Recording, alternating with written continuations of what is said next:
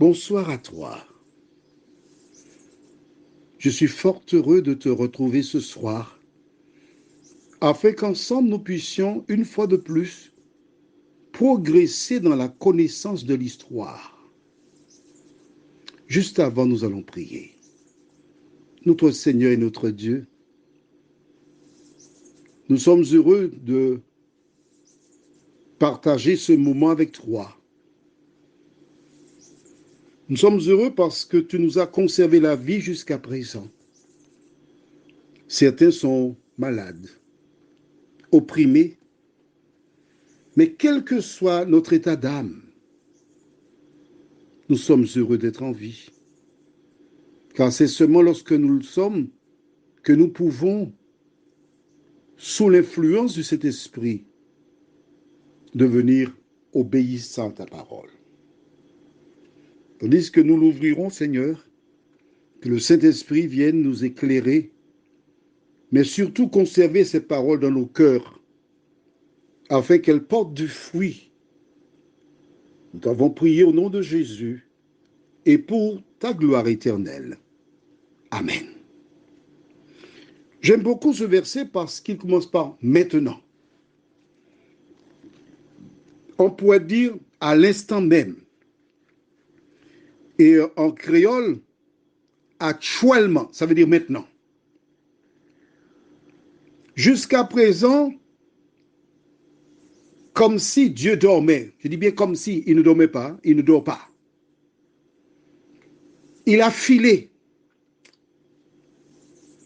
Ça me fait penser aux Antilles, nous avions une activité qui s'appelle cerf-volant. On préparait cela, on mettait une queue avec de vieux tissus, et certains étaient très très très bons pour faire des combats de cerf-volant. Ils installaient une lame de gilette, c'est le nom qu'on avait par le passé, une lame de rasoir, à la fin donc du cerf-volant, à la fin de la queue.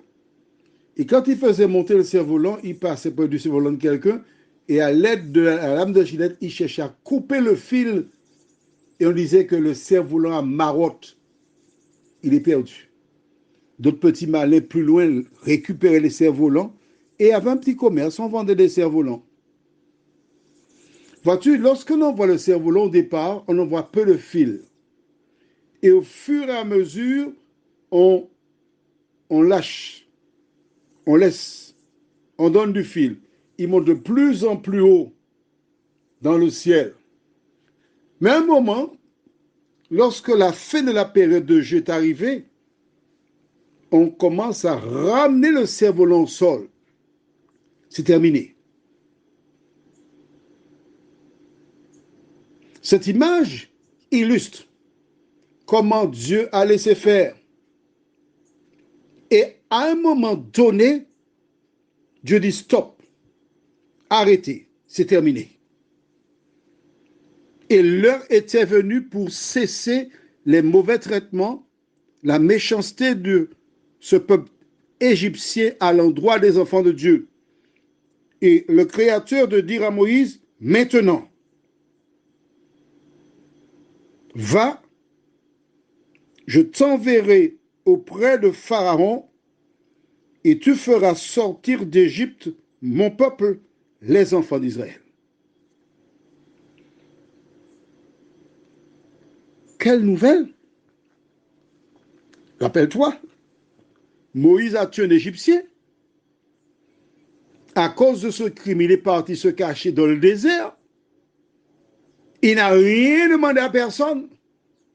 Dieu va le chercher pour lui dire, c'est toi que je choisis pour être le libérateur.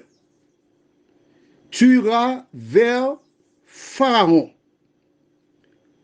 Sous-entendu dans sa tête, celle de Moïse, l'homme qui cherche à te tuer, tu vas te présenter à lui pour libérer Israël.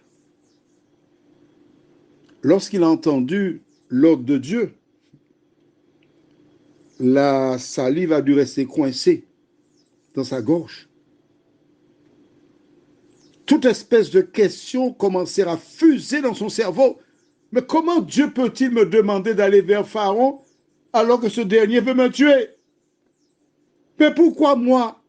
Il y a tant de personnes. En même temps, Moïse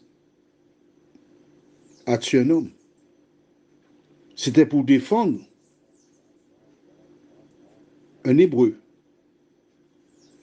Il était un hors-la-loi,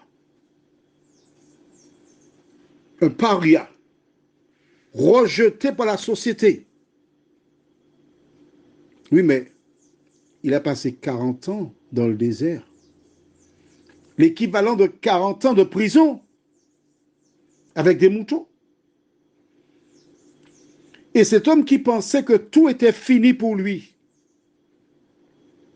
qu'il n'avait plus aucune action à mener dans la société, il voyait jour après jour dans son cerveau les images de l'Égyptien. Ça tombe. Il voyait cet Hébreu qui lui a dit, mais qui t'a établi chef et juge sur nous? As-tu l'intention de me tuer comme tu as tué l'Égyptien? Et toutes ces images défilaient dans son cerveau. Je voudrais profiter pour te dire à toi qui m'écoutes là, ce soir,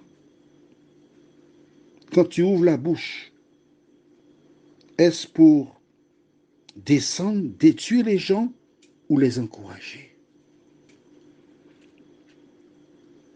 Parce que cet Hébreu qui a dit à Moïse, as-tu l'intention de me tuer, n'a pas encouragé Moïse. Au contraire, l'Hébreu qui a été rapporté n'a pas encouragé Moïse. Et des personnes de son peuple qui devraient l'entourer, l'encadrer, l'encourager, le fortifier, ce sont eux qui ont créé la situation pour qu'il parte loin d'eux et qu'il se cache comme un bandit loin de la ville de sa naissance. Parfois, il nous arrive de faire le jeu de l'ennemi. Mais là, Dieu lui dit, je t'ai choisi. C'est toi qui vas libérer mon peuple. La question que je désire te poser, quel regard as-tu sur les hors-la-loi? Des personnes qui, à un moment, ont violé la loi de Dieu, pas ta loi, mais la loi de Dieu. Que s'est-il passé entre Moïse et Dieu? Ça, tu l'ignores, moi de même. Qu'a-t-il dit à Dieu? Nous l'ignorons. Mais il avait une relation personnelle avec le Créateur.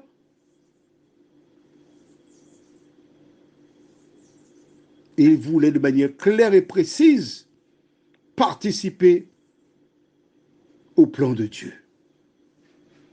Dieu prend les choses folles de ce monde.